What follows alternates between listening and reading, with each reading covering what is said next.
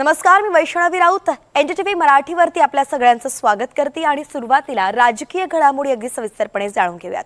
ठाकरे बंधूंच्या युतीमध्ये मराठी बहुल भागातील जागांचा पेच अजून सुद्धा कायमच आहे।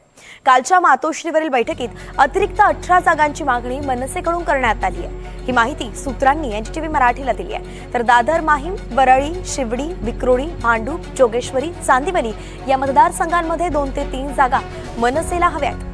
तर आज रात्री पुन्हा एकदा या जागांबद्दल बैठक होऊन वाद सुटण्याची शक्यता वर्तवली जाते।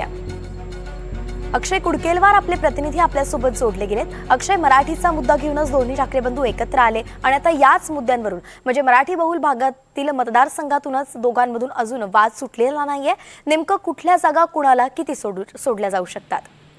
एकूण आपण जर बघितलं तर 17 जागांसंदर्भात पेच सुरू असल्याची माहिती आहे। ज्या जागा आधी महाराष्ट्र नवनिर्माण सेनेच्या माध्यमातून शिवसेना उभाटाला देण्यात आल्या होत्या, मात्र आता ज्यावेळी नाराजी मोठ्या प्रमाणात इच्छुकांची महाराष्ट्र नवनिर्माण सेनेला बघावी लागते आहे, नाराजीला सामोरं जावं लागतं। यानंतर पुन्हा एकदा राज ठाकरे यांनी शिवसेना उभाटाच्या नेत्यासोबत चर्चा करण्याचे आदेश दिलेत। 17 पुन्हा जागा महाराष्ट्र नवनिर्माण सेनेला हव्या किंवा बदलून हव्या, त्या जागा द्या किंवा त्या बदल्यात इतर जागा सोडण्याची तयारी मनसेची आहे। मात्र यावर अधिकचा तोडगा आजच्या बैठकीमध्ये निघणार आहे।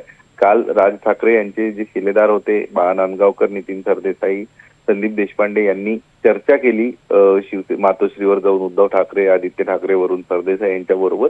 या सगळ्या बाबत आता राज ठाकरे यांच्यासोबत आज चर्चा केली जाईल आणि त्यानंतर पुन्हा एकदा मातोश्रीवर बैठक होण्याची शक्यता आहे। अक्षय, या सगळ्या बैठकांकडे लक्ष असेल आपल्याकडनं, अपडेट्स घेत राहू। तुर्तास धन्यवाद।